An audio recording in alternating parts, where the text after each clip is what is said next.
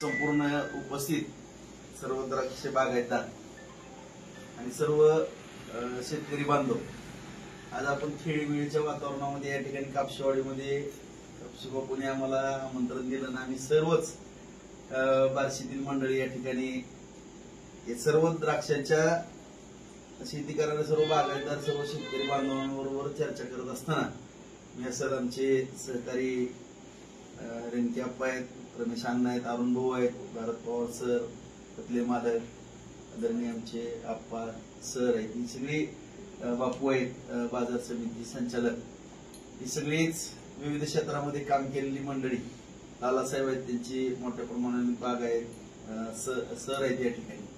आणि हा दरपट्टा संपूर्ण मोठ्या प्रमाणामध्ये या गावामध्ये आता द्राक्षाचं क्षेत्र वाढतंय.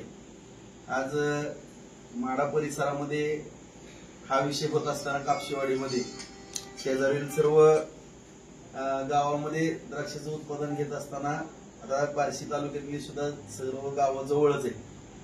आणि या बार्शी तालुक्यातील पण शेतकऱ्यांना मार्गदर्शन व्हावं त्या दृष्टिकोनातून मी गेल्याच एक 10-12 दिवसापूर्वी माननीय धनराज शिंदे आमचे सहकारी मित्र रमेश मालकांचे चिरंजीव त्यांच्या द्राक्षाची बागेला भेट दिली होती. त्या ठिकाणी जवळपास 100 एकर द्राक्षाची बाग पाहिली.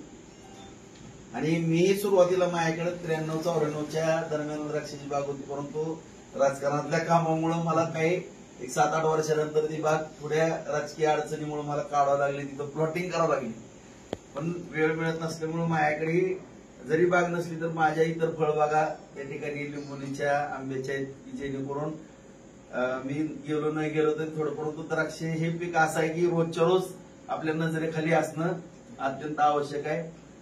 आणि या भागामध्ये बार्शी तालुक्यामध्ये जी पाण्याची कमतरता आहे किंवा आता नव्यानं उजनीचं पाणी आलेलं आहे, आणि जे जुनं सोलापूर जिल्ह्यामध्ये जवळपास माझ्या माहितीप्रमाणे 50,000 एकरहून अधिकचं क्षेत्र जवळपास सोलापूर जिल्ह्यामध्ये आहे.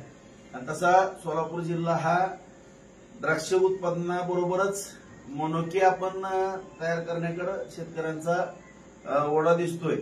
आणि आपल्या सोलापूर जिल्ह्यातील मनुके हे अत्यंत चांगल्या प्रतीचे या ठिकाणी तयार होतात.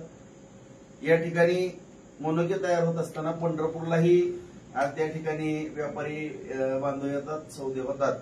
सांगलीलाही आपल्या भागातून शेतकरी बांधवांना मनुके घेऊन जावं लागतं. त्या ठिकाणी कोल्ड स्टोरेजची व्यवस्था आहे. त्या धर्तीवरती आपण बार्शी कृषी उत्पन्न बाजार समितीच्या माध्यमातून बार्शी लातूर रोडला एक कोल्ड स्टोरेज 1000 मेट्रिक टनचं आणि उपबाजार समिती वैराग या ठिकाणी 1000 मेट्रिक टनचं असे 2 कोल्ड स्टोरेज आपण मनुके ठेवण्याकरता त्या ठिकाणी तयार केलेले. जवळपास काम माझ्या माहितीप्रमाणे पूर्ण झालेलं आहे. आणि या येणाऱ्या सीझनला आपण त्या ठिकाणी मनुके ठेवू शकता अशी व्यवस्था त्या ठिकाणी केलेली आहे. परंतु हे मनुके ठेवत असताना आता कोरोना काळामध्ये ज्या काही शेतकरी बांधवांना अडचणी आल्या त्या ठिकाणी मनुक्याचा भाव 80 रुपये, कधी 90 रुपये, 100 रुपये पर्यंत पण गेला. आणि त्या 2 वर्षाच्या कालावधीमध्ये थोडी जी अडचण निर्माण झाली आणि त्यानंतर कधी 150-150 मनुक्याचे भाव राहिले. सुदैवाने आणि नशिबाने यावर्षी थोड्या काही उत्पादन कमी झाल्यामुळं मनुका हा तयार केला असताना एक शेवटी उत्पादन कमी झाल्यानंतर भाव वाढतोच. आणि योगायोगानं 400 रुपयापर्यंत मनुका या ठिकाणी किलोचा दर गेल्यानंतर काही अंशी आता अफवा उठत आहेत की चीनमधून आयात केला वगैरे काही, परंतु त्याच्या बाबतीमध्ये काही खुलासा झालेला आहे की काही थोडा चोरट्या मार्गाने येण्याचा प्रयत्न, परंतु सरकारने त्याच्यावरती नियंत्रण आणण्याचा पण प्रयत्न झालेला आहे. परंतु बाजारामध्ये अशी एखादी अफवा उठली की त्या बाजारामध्ये काहीतर मोठ्या हालचाली होतात. परंतु या ठिकाणी आपण खेळीमेळीच्या वातावरणामध्ये सर्व शेतकरी जे द्राक्ष उत्पादक शेतकरी बांधव आहेत त्या सर्वांच्या बरोबर चर्चा केल्यानंतर, सर्वांच्या अडचणी समजून घेतल्यानंतर ज्या भावना आहेत हे मनुक्याच्या आयातीच्या बाबतीमध्ये जे काही प्रश्न उपस्थित केलेले त्या बाबतीमध्ये या राज्याचे मुख्यमंत्री आदरणीय देवेंद्र फडणवीस साहेब यांच्यापर्यंत हा विषय पोहोचवावा अशी मला शेतकरी बांधवांनी काही सूचना केलेल्या आहेत. निश्चितपणानं बांधवांनो, त्याच्या काही आयात होण्याची जी भीती शेतकरी बांधवांच्या मनामध्ये निर्माण झाली ह्याच्या बाबतीमध्ये मी साधारण येणाऱ्या काही एक 4-8 दिवसामध्येच माननीय साहेबांची वेळ घेऊन त्यांना भेटून त्यांना या सगळ्या आपल्या शेतकरी बांधवांच्या मनामध्ये जे भीतीचं वातावरण थोडं काही निर्माण झालेलं आहे या सगळ्या तुमच्या भावना त्या ठिकाणी पोहोचवतो आणि मला निश्चितपणाने खात्री आहे की ह्याच्यावरती सकारात्मक निर्णय माननीय देवेंद्र फडणवीस साहेब घेतील.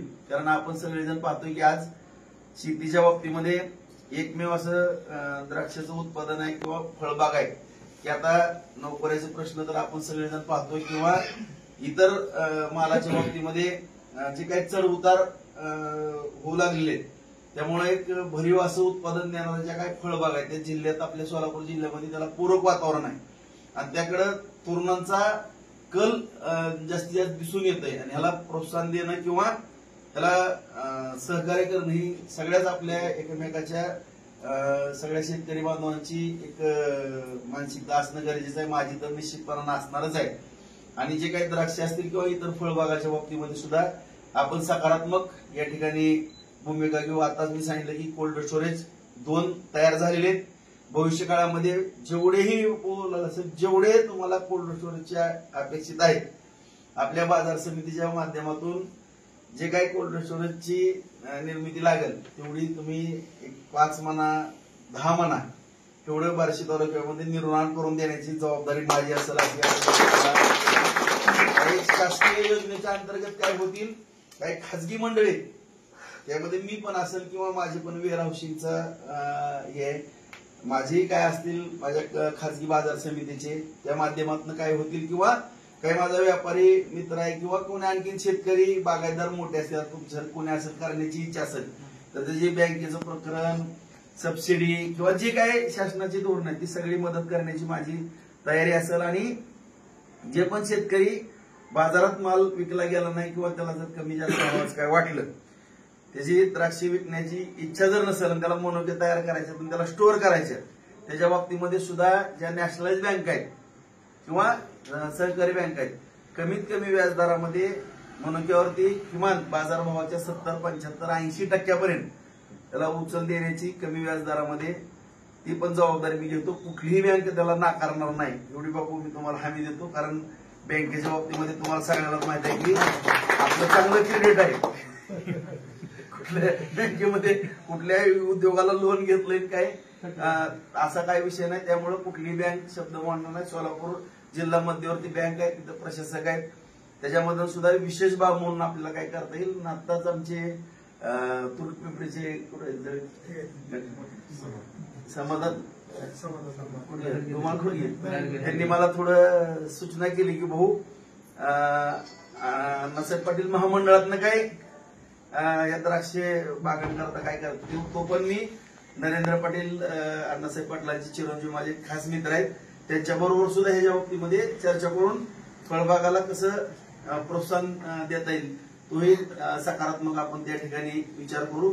अशा रीतीनं जे काही फळबाग उत्पादक असतील किंवा भुसाराचा विषय असेल बार्शी तालुक्यातला आपला तिकडा सगळा कोरडवाहू पट्टा आहे इकडे जरी बागायत असेल आणि ऊसाची जरी इच्छा असेल ज्या ज्या शेतकऱ्यांची जी जी इच्छा असेल मग ऊसाच्या बाबतीमधला साखराचा असेल किंवा फळबागाचा असेल किंवा भुसारचा जे सगळ्याच विविध कारण एकच पीक करून आपल्याला कुठलं जमणार नाही. सगळ्यांनीच फळबागा करणं चुकीचं ठरण सगळ्यांनीच ऊस करणं चुकीचं ठरण सगळ्यांनीच भुसार करणं चुकीचं ठरण सगळ्यांनी जे काय समानतेनं जी काही पीक पद्धती असतील ज्या ज्या ठिकाणी आवश्यकता भासेल मला असं तुम्ही जसा निरोप दिला द्राक्षाच्या बाबतीमध्ये किंवा फळबागाच्या त्या ठिकाणी चांगल्या पद्धतीने लवकरच बार्शी तालुक्यामध्ये तुमच्या सगळ्यांच्या सल्ल्यानं मार्गदर्शनातून जे काही भविष्यकाळात शासनाचे प्रतिनिधी म्हणून कृषी मंत्री किंवा फडणवीस साहेबांच्या कानावरती हा विषय घालून एक शासनाचे प्रतिनिधी आणून फळबाग उत्पादक जे आहेत मग द्राक्ष असतील किंवा इतर